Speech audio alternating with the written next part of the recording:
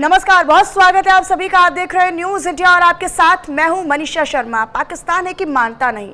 दरअसल अब आसिम मुनीर के चेले ने गीदड़ भभकी दी है कि भारत पर पाकिस्तान फिर से आसानी से हमला कर सकता है, लेकिन पाकिस्तान ये भूल गया है कि उसका हर्ष क्या होगा। इसी पर देखिए रिपोर्ट। मुनीर के चेले की गीदड़ भभकी, भारत पर हमले की धमकी। अब तो सुधर जाओ पाकिस्तान, वरना मिट जाएगा नामो निशान। मत भूलो ऑपरेशन सिंदूर, पूरा पाक हो जाएगा चूर चूर। अब की बार टुकड़े टुकड़े पाकिस्तान। जब भी पाकिस्तान भारत से लड़ने की हिमाकत करता है, बुरी तरह मार खाता है, बेइज्जती झेलता है, बाद में गिड़गिड़ाता भी है, लेकिन ये पाकिस्तान है जिसकी फितरत में न मानना है न सुधरना है।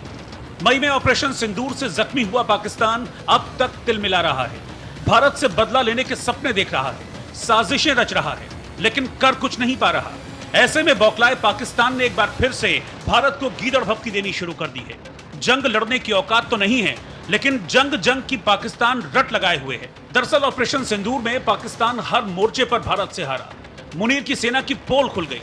पाकिस्तान आर्मी की ताकत और औकात सबके सामने आ गई। अब फील्ड मार्शल बन चौड़े हो रहे आसिम मुनीर असलियत में फील्ड मार्शल बन गए हैं। ऐसे में खुद मुनीर और उनकी नाकारा आर्मी भारत को जंग के लिए उकसा रही है। पाकिस्तानी सेना के मीडिया विंग ISPR के प्रमुख लेफ्टिनेंट जनरल अहमद शरीफ चौधरी ने एक इंटरव्यू में भारत को धमकी देते हुए कहा, पाकिस्तान भारत को कहीं से भी निशाना बना सकता है।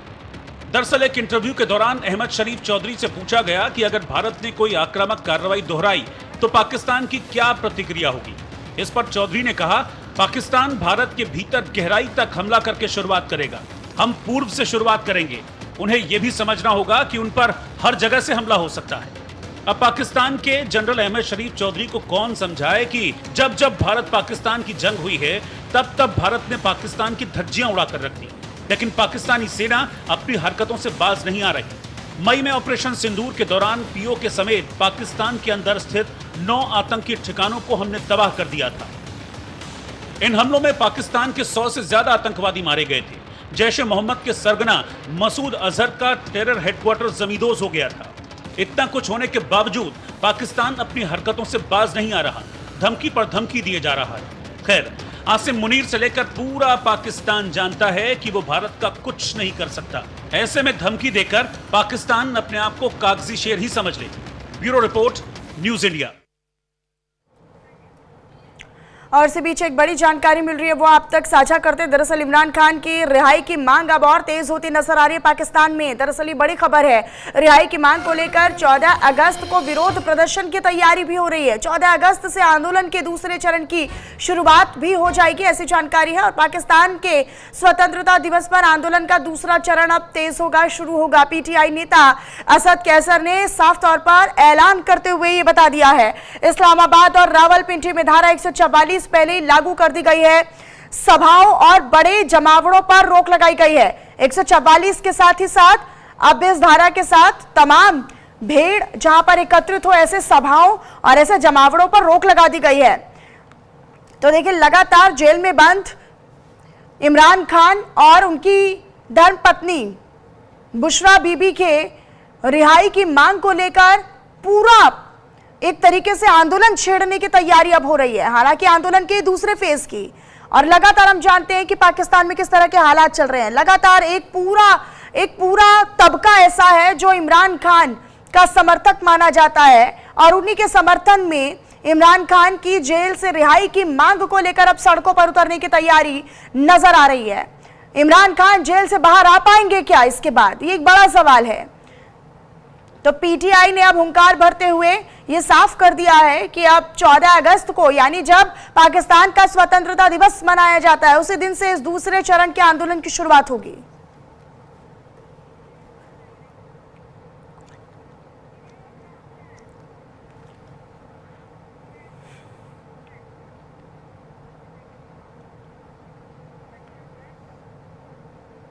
तो देखिए, पाकिस्तान एक तरफ गीदड़ भभकी आसिम मुनीर की, दूसरी तरफ इमरान खान को जेल से बाहर निकालने के लिए कवायद और एक बड़े आंदोलन की शुरुआत 14 अगस्त से हो सकती है। हालांकि अभी भी फिलहाल तैयारियां हैं कि आंदोलन ना हो या जमावड़ा ना हो। इसी को लेकर हम चर्चा करेंगे। अधिक जानकारी के साथ मेरे सहयोगी न्यूज रूम से मिथिलेश नौटियाल जी जुड़ चुके हैं। मिथिलेश जी, क्योंकि हम लगातार पाकिस्तान में जिस तरीके से हालात है वो पूरा विश्व जानता है, किसी से छिपा नहीं है। सबसे पहले तो ये जो गीदड़ भभकी आसिम मुनीर की बार बार पाकिस्तान मानता नहीं है, अब चेले ने भी गीदड़ भभकी दे दी है कि कभी भी बहुत आसानी से पाकिस्तान हमला कर सकता है भारत पर। जी हाँ मनीषा, मुझे लगता है कि वो अभी ऑपरेशन सिंदूर में भारत ने जो रिटेलिएट किया था, जो कार्रवाई की थी, उसको भूले नहीं हैं अभी तक। इतने सारे एयरबेस हमने बर्बाद कर दिए थे, 12-13 एयरबेस कुल मिलाकर बर्बाद हुए थे पाकिस्तान के।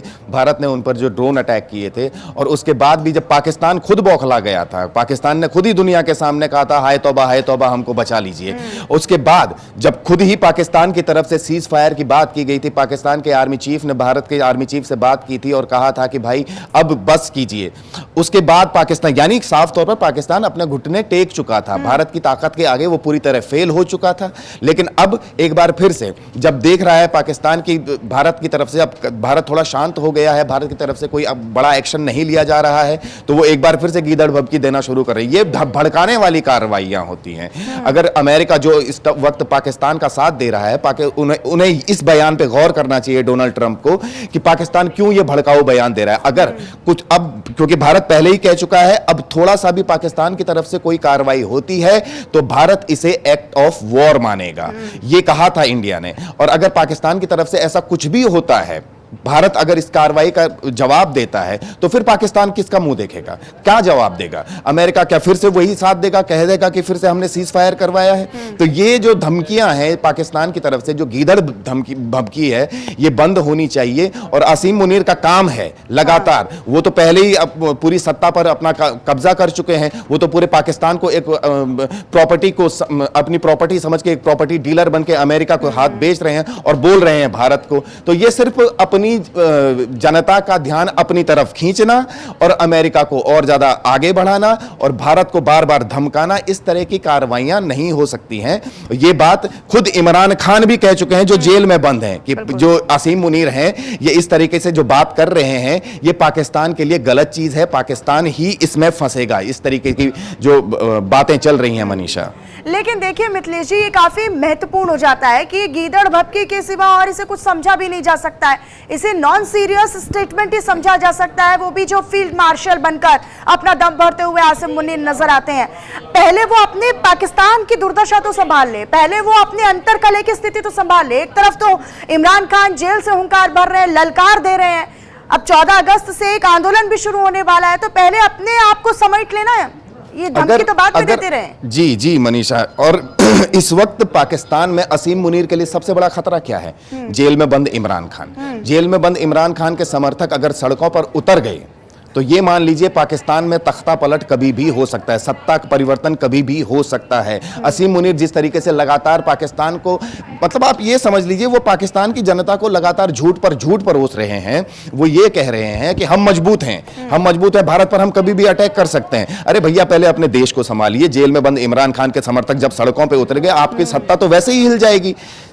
इतने सारे समर्थक इमरान खान पर इतने सारे जुल्म किए हैं, उन्हीं अदियाला जेल में जो बंद हैं, उनकी पत्नी बुशरा बीवी भी कई बार कोर्ट में पेश हो चुकी हैं, कई बार कह चुकी हैं कि भैया हम पर अत्याचार किए जा रहे हैं। पीटीआई समर्थक लगातार बाहर से कह रहे हैं कि जेल में बंद इमरान खान के साथ बदसलूकी हो रही है। बीच में कई रिपोर्ट्स आ चुकी हैं, कभी इमरान खान के खाने में जहर देने की बात आई थी, कभी उनके साथ दुर्व्यवहार की बात आई थी, यहां तक कि यौन शोषण तक की बात आ चुकी है इमरान खान के साथ। वो भी अदियाला जेल के अधिकारियों पर उन्होंने आरोप लगाया था कि ये उन्होंने मेरे साथ यौन शोषण किया। तो आप अंदाजा लगाइए पीटीआई में कितना गुस्सा भरा हुआ है, जो पाकिस्तान इमरान खान की पार्टी है, उनके समर्थकों में कितना गुस्सा भरा है। वो अभी तक चुप हैं। उनके समर्थक बार बार कह रहे हैं कि भैया इनको बाहर निकालिए, वरना पाकिस्तान में एक बहुत बड़ा आंदोलन होगा, जनता सड़कों पर आएगी। और जनता भी खुद इस वक्त वहां पे इमरान खान के समर्थकों के साथ जुड़ रही है। आसिम मुनीर से वो जनता परेशान हो चुकी है, क्योंकि आसिम मुनीर बार बार जितने झूठ बोल रहे हैं वो वहां की जनता को खुद पता है।